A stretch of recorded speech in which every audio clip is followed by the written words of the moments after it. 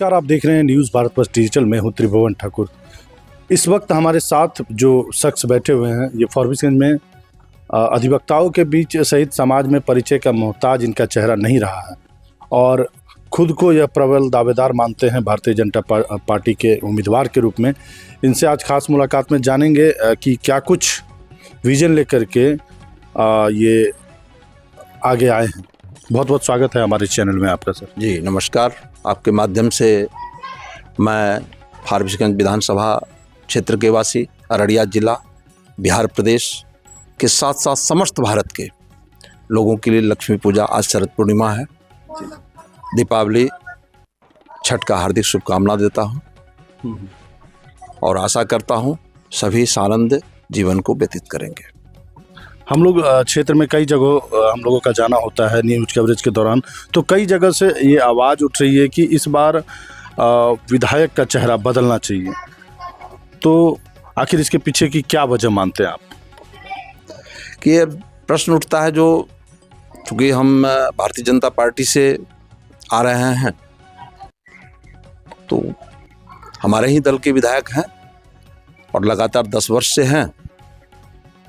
अब लोग उब गए हैं, लोग चाहते हैं जो परिवर्तन, और प्रकृति का नियम है परिवर्तन। और वैसे भी हम लोग संघ शताब्दी वर्ष आरएसएस के 100 वर्ष पूरे हो गए हैं और से 1 वर्ष जो है हम लोगों का कार्यक्रम चलेगा। तो हम लोग ये आशा करते हैं 100 वर्ष में जहाँ पहुँचे हैं, इसके बाद जो आने वाला समय है उसमें निश्चित होगा परिवर्तन, और इसी परिवर्तन के माध्यम से हम अपने लोगों के साथ भारत माँ को परम वैभव पर लेके जाएंगे। इसी उद्देश्य से हम लोग आगे की ओर चल रहे हैं। आप तो कानून के बहुत अच्छे जानकार भी हैं और काफ़ी दिनों से फॉरबिसगंज में सेवा दे रहे हैं, तो लोगों का यह भी डिमांड है, युवा वर्ग में खास करके देखा जाता है कि युवा चेहरा के रूप में वो अपने विधायक को देखना चाहते हैं। इस चीज़ को कैसे देखते हैं आप? कि निश्चित रूप से युवा वर्ग जो है वह तो चाहेंगे। अब सामंजस्य संगठन बैठाती है, उनको युवा भी चाहिए, ऊर्जावान भी चाहिए, अनुभवी भी चाहिए, समाज के साथ समन्वय स्थापित करके चलने वाला भी व्यक्ति चाहिए। इन सारी बातों को देखते हुए वो चयन करते हैं। इनकी बड़ी लंबी प्रक्रिया है, क्योंकि भारतीय जनता पार्टी जो है ना, यह विशाल पार्टी है। आज के समय में दुनिया में सबसे बड़ी पार्टी के रूप में इसकी गिनती है। इतनी बड़ी पार्टी, राजनीतिक पार्टी कोई नहीं है। और इसमें जो किसी प्रत्याशी का चयन किया जाता है उसको कई प्रक्रिया से गुजरना पड़ता है। उस हिसाब से संगठन तय करती है और संगठन तय करेगी और समाज के हित में करेगी। लोगों के मन में यह भी विचार चल रहा है कि अचानक से रही आपकी, इससे पूर्व में कहीं इसकी चर्चा नहीं हुई, इसके पीछे की क्या वजह रही?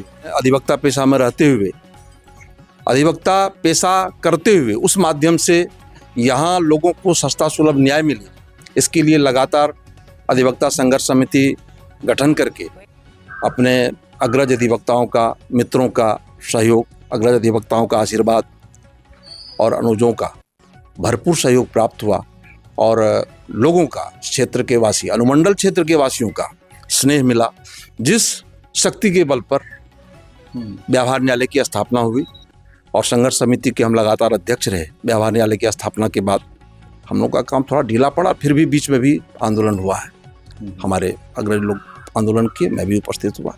संगठन को ये महसूस हुआ, संगठन ये तय किया और उनका जब मुझे संकेत मिला तो मैं आके चर्चा को किया। इसलिए मैं पहले से चर्चा नहीं कर रहा था। अन्य लोगों की तरह अपने मन से चर्चा करना ये हम लोगों का अपना संघ का संस्कार नहीं है। जब तक अनुमति नहीं मिलेगा तब तक मैं एक पंक्ति को नहीं बोल सकता।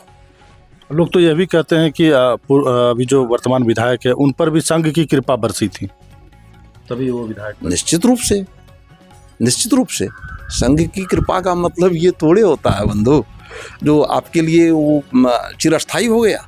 नहीं, संघ नित नया प्रयोग करता है, संघ कहीं आसक्त नहीं होती है, ध्यान रखिएगा। संघ के लिए संपूर्ण समाज परिवार है। और जब जहाँ जिसकी ज़रूरत होगी उसके लिए संघ चिंतन करती है। फॉरबिसगंज में एक भी बड़ी इंडस्ट्रीज नहीं है, जिसके कारण लोगों को पलायन करना पड़ रहा है। अभी हम लोगों ने क्षेत्र में न्यूज़ कवरेज के दौरान जब हम लोग गए तो कई एरिया अभी भी बाढ़ से प्रभावित है। कई विधायक आए और गए, लेकिन इस पर अब तक कोई ठोस पहल नहीं हो पाया, ना पलायन पर पहल हो पाया। तो इसके पीछे की क्या वजह मानेंगे? सरकार तो आपकी है। वजह पर तो मैं नहीं जाऊँगा, लेकिन 25 विधानसभा चुनाव होने के बाद मुझे पूर्ण आशा है। अब उद्योग के लिए कहे आप तो उसके लिए औद्योगिक क्षेत्र का विकास हुआ है। फिर नई एरिया अधिग्रहण के लिए कार्यक्रम चल रहा है सरकार की ओर से, और नई नई फैक्ट्री भी लगेगी, लोगों को काम भी मिलेगा, और पलायन कोई समस्या नहीं है। कोई पलायन नहीं करता है, लोग रोजगार के लिए जाते हैं। ये तो विपक्ष वाले इसी तरह हवा उड़ाते हैं। पलायन थोड़ी करता है। पलायन मतलब होता है भागना। कोई नहीं भागता है इस क्षेत्र से। लोग जाते हैं, फिर आते हैं अपने घर को, वापस आते हैं, अपने घर में विकास करते हैं। आज से 30 साल पहले, चूँकि मेरा गांव बगल में है, सब यह बाढ़ क्षेत्र है, सबों के यहाँ घास फूस वाला घर हुआ करता था। आज आप गांव में जाएंगे तो आपको मवेशी को रखने के लिए भी वह घास वाला घर नहीं मिलेगा देखने को। कितना विकास हुआ है। ये विकास उसी क्रम से होता है ना।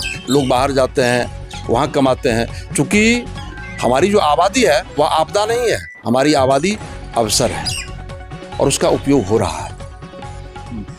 ये हो रहा है। अंत में हमारे दर्शकों को क्या कहना चाहेंगे? दर्शकों से, इसमें तो बहुत सारे लोग मेरे क्षेत्र के या क्षेत्र से बाहर भी हैं, तो हमारे अपने लोग हैं।